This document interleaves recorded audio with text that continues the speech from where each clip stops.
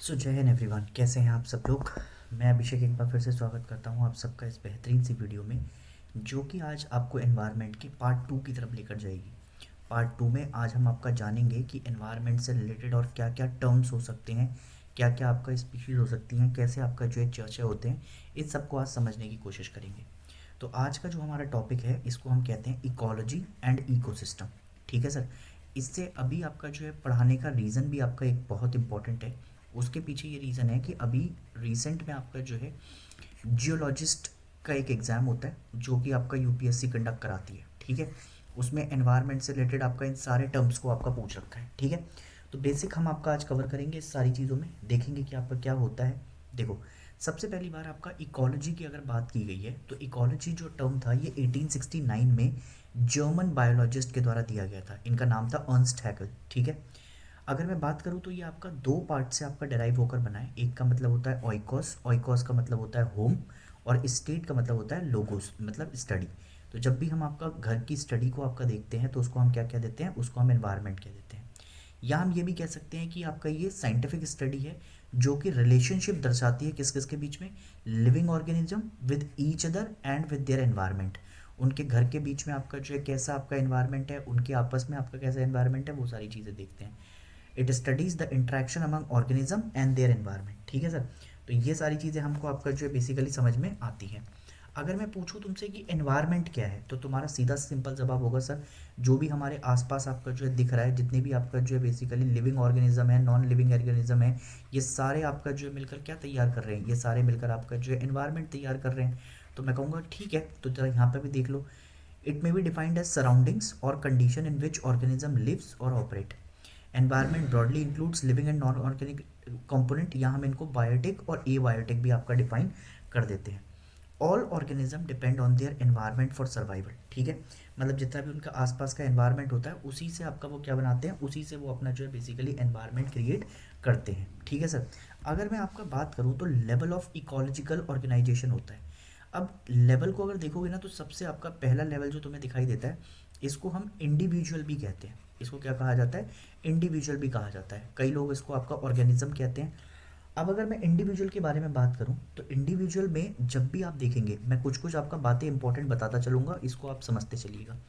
Individual जब भी आपका जो है हम लेवल ऑफ ऑर्गेनिज्म को देखेंगे तो इसमें दो चीज़ें याद रखिएगा। एक तो ये लिविंग बीइंग के लिए आपका यूज़ हो रहा है। लिविंग बीइंग के साथ आपका जो है जब हम इस टर्म को यूज़ कर रहे हैं तो इनके पास आपका जो है बेसिकली हमेशा एबिलिटी होती है। किस तरीके की एबिलिटी होती है सर, एबिलिटी होती है इनके पास कि ये इंडिपेंडेंटली आपका फंक्शन कर सकते हैं। कैसा फंक्शन कर सकते हैं, इंडिपेंडेंटली आपका जो है फंक्शन कर सकते हैं। इसके अलावा इनकी स्टडी को, इन्हीं की स्टडी को, इंडिविजुअल की स्टडी को आपका जो है, अगर मैं इनकी बेसिक यूनिट को आपका पढ़ूंगा तो इनकी बेसिक यूनिट की स्टडी को आपका कहा जाता है इकोलॉजी। इको क्या कहा जाएगा, इकोलॉजी कहते हैं सर। ठीक है सर। इसके अलावा अगर आगे बढ़ेंगे तो आपका जो है सिमिलर टाइप के पोटेंशियल्स प्रोड्यूस होते हैं जहाँ पर आपको फर्टाइल ऑफस्प्रिंग दिखाई देते हैं, जिनको हम क्या कह देते हैं, जो अलग अलग आपका जो है बेसिकली फर्टिलिटी दिखते हैं, अलग अलग आपका इंटरब्रीडिंग करते हैं, तो उनको हम कह देते हैं सर स्पीशीज़। समझ रहे हो मेरी बात, उनको क्या कह देते हैं, स्पीशीज़ कह देते हैं। इसमें आपका जो है कई सारे आ सकते हैं, इंडिविजुअल्स में डॉग्स भी आ सकते हैं, अलग अलग आपका जो है बेसिकली एनिमल्स को और बेंस को आपका क्लियर कर सकते हैं। ठीक है सर। अगर मैं बात करूं कि आपका जो है ऑटो इकोलॉजी, ठीक है, तो ये इकोलॉजी की स्टडी है। पर्टिकुलरली आपका किसी भी स्पीशी को पढ़ते हैं हम तो आपका उसको क्या कह देते हैं, ऑटो ऑटो इकोलॉजी। ठीक है। ऑटो इकोलॉजी, ऑटो इकोलॉजी कभी तुमसे आपका टर्म पूछ लिया जाए पेपर में कि व्हाट इज ऑटो इकोलॉजी, तो ऑटो इकोलॉजी कुछ नहीं होता, the ecological study of particular species. किसी भी आपका जो है पर्टिकुलर स्पीशी की अगर हमको आपका जो स्टडी करनी है तो उसको ऑटो इकोलॉजी कह दिया जाएगा। ठीक है। अब दूसरी चीज़ आती है सर आपके पास स्पीशीज़। स्पीशीज़ क्या है, इसको ज़रा समझने की कोशिश करते हैं। स्पीशीज़ कुछ नहीं होता, जब भी आपका जो है ग्रुप बन जाता है एक साथ, ठीक है, सिमिलर ऑर्गेनिज्म कई सारे, जैसे आपका जो है कई सारे एक ग्रुप के आपका जानवर मिल जाए, कई सारे आपका जो है सिमिलर ग्रुप के ऑर्गेनिज्म आपका इकट्ठे हो जाए, ठीक है, तो इनके पास आपका क्या कैपेबिलिटी होती है, ये इंटरब्रीडिंग कर सकते हैं। क्या कर सकते हैं, ये इंटरब्रीडिंग कर सकते हैं। इंटरब्रीडिंग करेंगे तो आपका जो बेसिकली इंटरब्रीडिंग के बाद ये प्रोड्यूस करेंगे, ऑफस्प्रिंग आएंगे, अदर रेफर्ड आपका स्पीशीज आएंगी, रिप्रोडक्शन पॉसिबल होगा। ठीक है। Reproduction possible only for organisms. ठीक है। Only for organisms. ठीक है, जो सेम स्पीशीज आपका बिलोंग करते हैं। फिर इसके बाद आपका जो है स्पीशीज़ के अलावा एक टर्म हम यूज़ करते हैं, हैबिटेट। हैबिटेट आपका क्या होता है, हैबिटेट आपका जो है बेसिकली किसी का भी आवास होता है। जैसे फिजिकल एनवायरनमेंट है हमारे पास, तो उसमें हम आपका कैसे रुके हुए हैं, ऑर्गेनिज्म जहाँ जहाँ पर रहते हैं उन सारी जगहों को कहते हैं मतलब हैबिटेट। ठीक है, किसका घर है, जैसे शेर का आपका जो है बेसिकली डेन हो गया। ठीक है, तो ऐसे आपका जो बेसिकली उनके हैबिटेट तैयार किए जाते हैं। हर ऑर्गेनिज्म को आपका जो है बेसिकली कुछ चाहिए होता है, जैसे एक स्पेस चाहिए होता है, स्पेस के अलावा आपका फूड चाहिए होता है, फूड के अलावा आपका वाटर चाहिए होता है, शेल्टर चाहिए होती है। ठीक है सर। अब इसी में आपका एक टर्म कभी कभी तुमसे पूछ लेता है, की स्टोन स्पीशीज़ क्या होते हैं। की स्टोन स्पीशीज़, की स्टोन स्पीशीज आपका वो होते हैं जिनका लार्ज इफेक्ट होता है नेचुरल पे। ठीक है, एनवायरनमेंट के ऊपर बहुत ज़्यादा लार्ज इम्पैक्ट आपका ये डालेंगे। लार्ज इम्पैक्ट डालने का मतलब ये है कि एबंडेंस की तरफ आपका जाता है। ये पहली बार आपका टर्म जो निकल कर आया था ना, ये 1969 में आपका निकल कर आया था। ये टर्म दिया था रॉबर्ट टी पेन ने। किसने दिया था?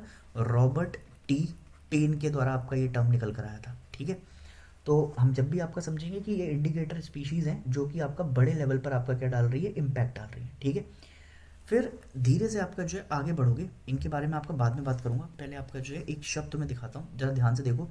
ये देखो इंडिविजुअल है, इंडिविजुअल के अलावा आपका इंटरब्रीडिंग हो रही है, पॉपुलेशन सेम प्रजाति आपका मिल रही है। फिर उसके बाद कम्युनिटी बन रही है, फिर कम्युनिटी से आपका इकोसिस्टम तैयार हो रहा है, इकोसिस्टम से बायोम की तरफ जा रहे हैं और फिर बायोस्फीयर बन जा रहा है। ठीक है सर। तो अगर मैं आपका टर्म यूज़ करूँ तो एक टर्म होता है आपका निके। ठीक है, ये भी कभी कभी आपका पेपर में पूछ लेता है, तुमसे पूछेगा निके क्या होता है। तो निके कुछ नहीं होता है, it refers to a function that a species perform in its habitat. अपने आपका हैबिटेट के अंदर कोई भी स्पीशी किस तरीके का आपका फंक्शन कर रही है, उसी को हम क्या कह देंगे, उसी को हम आपका निके कहते हैं। निके आपका टर्म है, कई जगह आपका जो है किताबों में तुमको निके भी देखने, नीचे भी बोलते हैं इसको, नीचे। ठीक है, बट नीचे नहीं है वो, निके बोलते हैं उसको। ठीक है, अगर और आपका शब्दों में अगर इसको डिफाइन करूं तो ये ऑक्यूपेशन है किसी भी स्पीशीज़ का, कि वो अपने आप का जो बेसिकली अंदर किस चीज़ से आपको बिलोंग करती है, क्या उसका ऑक्यूपेशन है। ठीक है, निके को अगर देखोगे तो निके can not be shared by two species. किसी भी आपका जो है दो अलग अलग स्पीशीज़ के द्वारा आपका निके कभी भी आपका क्या नहीं किया जा सकता, शेयर नहीं किया जा सकता, क्योंकि कंपटीशन आ जाएगा। कंपटीशन आएगा तो फिर वो आपका जो है अल्टीमेटली एक ही रह जाएगी। अब इसमें ना अलग अलग तरीके के आपका निके होते हैं। एक होता है हैबिटेट निके, समझ लो मेरी बात। हैबिटेट निके का मतलब क्या होता है, प्लेस जहाँ पर आपका बेसिकली ऑर्गेनिज्म रहता है। दूसरा कौन सा है, फूड निके। फूड निके का मतलब होता है कि जैसे हम आपका समझते हैं जहाँ पर आपका कंजम्पशन होता है, जहाँ पर वो कंज्यूम करता है किसी भी चीज़ को, या फिर आपका जो है बेसिकली डिकम्पोजिशन होता है किसी भी चीज़ का, कॉम्पिटिशन फॉर फूड होता है। फिर एक होता है रिप्रोडक्टिव निके। रिप्रोडक्टिव निके का आपका मतलब क्या होता है, mode and time of reproduction. ठीक है, किस टाइम पर आपका जो बेसिकली क्या हो रहा है, किस टाइम पर आपका रिप्रोडक्शन हो रहा है। ठीक, रिप्रोडक्शन किस चीज़ का, स्पीशीज़ का। ठीक है, और फिर होता है एक फिजिकल एंड केमिकल आपका निके। फिजिकल एंड केमिकल निके को आपका क्या कहते हैं, जहाँ पर हम आपका टेम्परेचर देखते हैं चेंज होते हुए, टेम्परेचर के अलावा लैंडस्केप्स आपका देखते हैं, ह्यूमिडिटी कैसी है, रिक्वायरमेंट कैसी है, ये सारी चीज़ें। और लास्ट में आपका एक आता है एडेप्टेशन, कहाँ पर आपका जो है बेसिकली वो सर्वाइव कर पा रहा है, किस लेवल की आपका बातचीत हो पा रही है। ठीक है सर, तो इसको हम आपका क्या कहते हैं, ये शब्द होता है आपका निके। ठीक जी, निके के बाद आपका जो है बेसिकली एवोल्यूशन हमको देखने को मिलता है। एवोल्यूशन को आपका समझते हो, एवोल्यूशन से आपका जो है फिर आगे बढ़ेंगे तो फिर हमको आपका जो है कम्युनिटी देखने को मिलती है। क्या देखने को मिलती है, कम्युनिटी आपका जो देखने को मिल जाती है। कम्युनिटी मतलब आपका जो एक साथ रह रहे हैं अलग अलग कम्युनिटी। फिर सर आता है इकोसिस्टम। ठीक है, इकोसिस्टम कुछ नहीं होता, अगर इकोसिस्टम को आपका समझोगे तो मैं आपका जो है जैसे ये कह दूं कि इकोसिस्टम है, तो ecosystem is a structural and functional unit of the biosphere. Structural and functional unit of the biosphere, इसको आपका जो इकोसिस्टम कह दिया जाता है।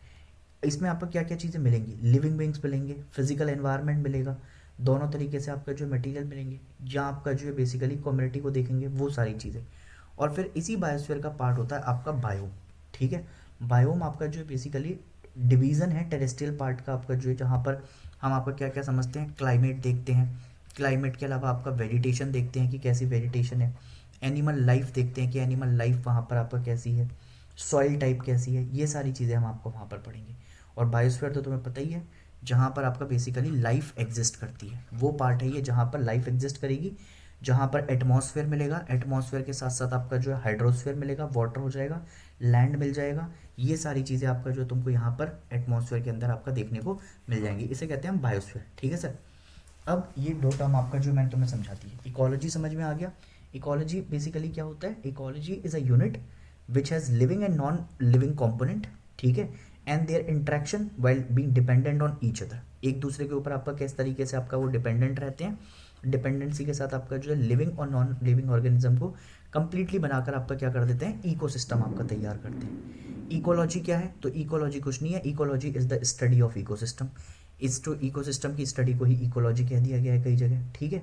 इसके अलावा इकोसिस्टम जो टर्म है ना, ये पहली बार आपका जो है एजी टेंसले ने आपका दिया था, किसने दिया था, एजी टेंसले ने, एजी टेंसले के द्वारा आपका ये टर्म पहली बार आपका 1935 में आया था, ठीक है सर। इसके अलावा आपका जो है अगर मैं कंपोनेंट देखूँ अब, तो कंपोनेंट आपका जो है अगर आगे बढ़ूंगा ना मैं धीरे धीरे कर, ठीक है।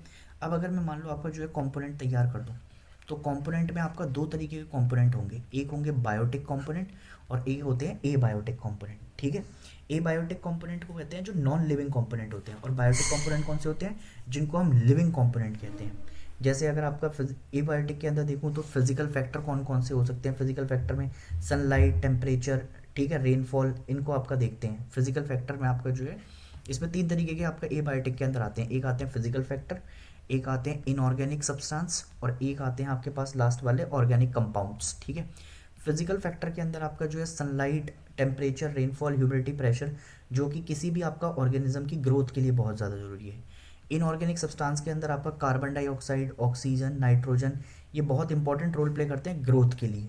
और फिर आपका जो है अगर मैं बात करूं ऑर्गेनिक कंपाउंड की, तो यहाँ पर कार्बोहाइड्रेट, प्रोटीन, लिपिड्स, ये सारे आपका जो है बेसिकली किसी भी चीज़ की आपका ब्लॉक को, लिविंग ऑर्गेनिज्म को प्रमोट करने में काम आते हैं, ठीक है सर। तो ये सारी बातें आपका जो है तुम्हें समझ में आ गई होंगी मेरे हिसाब से, आपका जो है ये चीज़ें बिल्कुल क्लियर होनी चाहिए। अगर इसमें भी आपको कोई दिक्कत है तुमको, तो फिर आपका जो है थोड़ी सी मारा मारी आपका तुम्हारे साथ हो सकती है। अब जरा अगर मैं तुमको बायोटिक कंपोनेंट की तरफ लेकर चलूँ, तो ज़रा एक चीज़ आपका मेरी सुन लेना, बायोटिक कंपोनेंट जब भी आपका बातचीत की जाएगी, तो बायोटिक कंपोनेंट में आपका जो है बेसिकली हम क्या देखते हैं, प्रोड्यूसर होते हैं हमारे पास। प्रोड्यूसर किसको कहते हैं, ऑटोट्रॉप्स। ऑटोट्रॉप्स कौन होते हैं, ऑटोट्रॉप्स आपका बेसिकली वो लोग होते हैं जिनके पास आपका जो है बेसिकली जो प्रोड्यूसर्स होते हैं, जो mainly the green plants and some bacteria, algae etcetera, ठीक है। तो ग्रीन प्लांट हो गए, एल्गी हो गया, बैक्टीरिया हो गए, ये सारे, ठीक है। इनको हम ऑटोट्रॉप्स भी कहते हैं। इनको किस नाम से जानते हैं, ऑटोट्रॉफ के नाम से जानते हैं, ऑटोट्रॉफ, ठीक है। इनको किस नाम से जानते हैं, ऑटोट्रॉप्स के नाम से जानते हैं, जिनके पास सेल्फ नरिशिंग होता है, ठीक है। ये वो फूड है जो एंटायर इकोसिस्टम को आपका प्रोवाइड कराया जाता है। जैसे फोटोसिंथेसिस का प्रोसेस देखा होगा, तो फोटोसिंथेसिस का प्रोसेस पूरी जगह मिलता है, सनलाइट, वाटर, ये सारी चीज़ें, इनको कहते हैं ऑटोट्रॉप्स, जो खुद से आपका जो अपना खाना बना लेते हैं, ठीक है सर। कंज्यूमर की तरफ चलते हैं। कंज्यूमर आपका जो बेसिकली अलग अलग होते हैं, हेट्रोट्रॉप्स, फेटोग्रॉप्स, मैक्रो कंज्यूमर कहते हैं इनको, ठीक है। जो अपना खाना बनाने में आपका खुद से सक्षम नहीं है, इनको कहा जाता है कंज्यूमर। कंज्यूमर कौन होते हैं, जो खुद से आपका खाना बनाने में इनकेपेबल है, उनका खाना आपका जो बेसिकली सिंथेसाइज्ड फूड आपका जो देखने को मिलता है, ठीक है। इनको हमने तीन पार्ट में आपका डिवाइड किया हुआ है। एक होते हैं हर्बीवोरस, ठीक है। हर्बीवोरस आपका कौन से होते हैं, हर्बीवोरस होते हैं जो डायरेक्टली आपका प्लांट्स के ऊपर डिपेंडेंट रहते हैं, ठीक है। एक होता है आपका कार्निवोरस। कार्निवोरस कौन से होते हैं, animal which eat other animal, जैसे शेर हो गया, ठीक है। और इसके अलावा आपका एक होते हैं ओमनीवोरस। ओमनीवोरस कौन होते हैं, जो बोथ प्लांट और आपका एनिमल के ऊपर आपका डिपेंडेंट रहेंगे, ठीक है सर। तो ये बात भी आपको जो समझ में आ गई होगी मेरे हिसाब से, ठीक। इसके अलावा इकोटोन की तरफ अब आपका चलते हैं, ठीक है। अब इकोटोन क्या होता है, ecotone is a transitional area, ये बिल्कुल एग्जैक्ट आपका डेफिनेशन अभी के जियोलॉजिस्ट 2024 के पेपर में आपका पूछी गई है। Transitional area of vegetation between two different plant communities such as forest and grassland, ठीक है। इसके अलावा अगर मैं बात करूं तो जैसे मैनग्रोव फॉरेस्ट है, मैनग्रोव फॉरेस्ट आपका जो है कभी भी देखोगे तो मैनग्रोव फॉरेस्ट आपका ट्रांजिशनल एरिया होता है किस किस के बीच में, मरीन्स के बीच में और आपका टेरेस्ट्रियल इकोसिस्टम के बीच में। ग्रासलैंड आपका क्या होता है, represent ecotone between desert and forest के बीच में आपका देखने को मिलता है। एस्चुरी खारे पानी के बीच में और सॉल्ट वाटर और फ्रेश वाटर के बीच में आपका जो पॉइंट है उसको आपका क्या कहते हैं, इकोटोन। तो जब भी आपका ट्रांजिशनल जोन देखने को मिलेगा, टू और मोर डाइवर्स इकोसिस्टम आपका देखने को मिलेंगे, ठीक है। इसको हम आपका क्या कहते हैं, इकोटोन कहते हैं। इसको हम टेंशन भी कहते हैं, ठीक है, जोन ऑफ टेंशन, क्योंकि यहाँ पर आपका हमेशा कुछ ना कुछ आपका चेंजेस देखने को मिलेंगे। इसको जोन ऑफ टेंशन के नाम से भी आपका जाना जाता है। यहाँ पर शार्प वेजिटेशन होगी, ट्रांजिशन होंगे बहुत ज़्यादा, ठीक है, कलर चेंज होंगे, ये सारी चीज़ें आपका हमको देखने को मिलती हैं, ठीक है सर। क्या बात क्लियर है ये मेरी, ठीक।